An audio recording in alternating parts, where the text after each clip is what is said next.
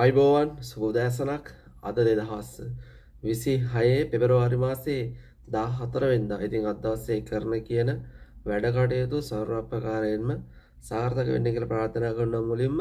ඉතින් වීඩියෝ එක බලන ගමන් ලයික් එකක් දාගෙන යන්න අමතක කරන්න එපා. ඉතින් අද කොහොමද මිල ගණන් වෙනස් වෙලා තියෙන්නේ කියලා බලමු. මොකද හිතෙන්නේ? අඩු වෙලාද වැඩි වෙලාද? මොකද තත්ත්වය?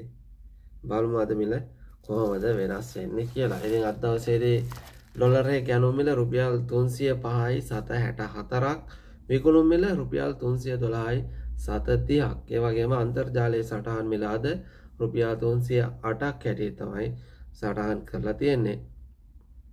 ඔමාන් රියාල් එකට රුපියල් 801ක්, ඩුබයි දිරාම් එකට රුපියල් 84යි 719ක් හැටියට සටහන් කරලා තියෙනවා.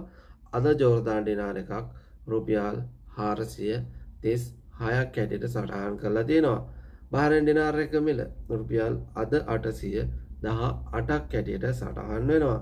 ඒ වගේ තමයි කටාර් රියාල් එක වටිනාකම රුපියල් 84යි 793ක්, සෞදි රියාල් එකක් රුපියල් 82යි 746ක් හැටියට තමයි අද සටහන් කරලා තියෙන්නේ. කුවේට් දිනාර එක මිල අදත් රුපියල් 1000ක් හැටියට සටහන් වෙනකොට අන්තර්ජාලයේ සටහන් මිල රුපියල් 1008යි 755යි. මැලේසියා රින්ගිට් එකක් රුපියල් 79යි 714යි, රොමේනියා ලිව් එකක් රුපියල් 72ක් හැටියට සටහන් වෙලා තියෙනවා. අද සයිප්‍රස් යුරෝ එක වටිනාකම රුපියල් 366යි 770ක් හැටියට සටහන් වෙනවා. සිංගප්පූරු ඩොලර් එකක් රුපියල් 244යි 793ක් හැටියට වාර්තා වෙනවා. ජපාන් යෙන් වටිනාකම රුපියලයි 798යි. ඒ වගේ තමයි ඒස්ට්‍රේලියානු ශකල් එක මිල රුපියල් 100ක් හැටියට සටහන් වෙලා තියෙනවා.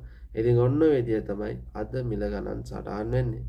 මොකද අද නිකන් ආදරවන්තේ දවසක් වගේ කියලා දෙයක් තියෙනවා නේ. ආදරය කරන්න එක හිතකට. ඉස්සෙල්ල තමන්ගේ අම්මා තාත්තට ආදරය කරන්න.